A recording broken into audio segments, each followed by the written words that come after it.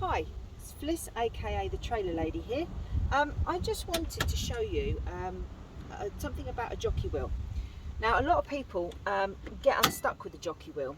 They'll run out of winds, they won't be able to get the caravan adjusted properly. So this is a top tip so that you never get in a pickle with your jockey wheel.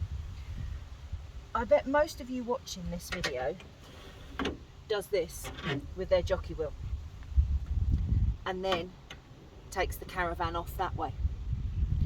Now the problem with that is once the car has gone, you've only got so much adjustment on the jockey wheel, so it can affect how level the caravan is. Whereas if you do this with your jockey wheel,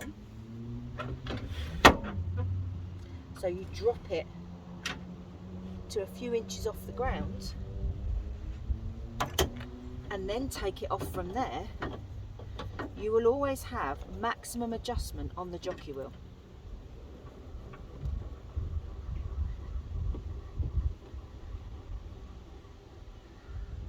So I'm just going to leave my breakaway cable on for a second because I just want to show you this in practice. So rather than move the car, I'm just going to swing the caravan over, out the way, like that.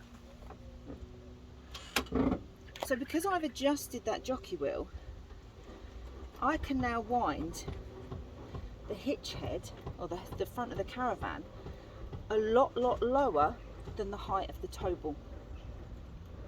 And depending on where I am, that might be quite important to get my caravan level.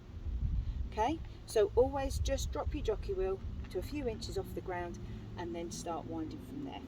So I hope that helps.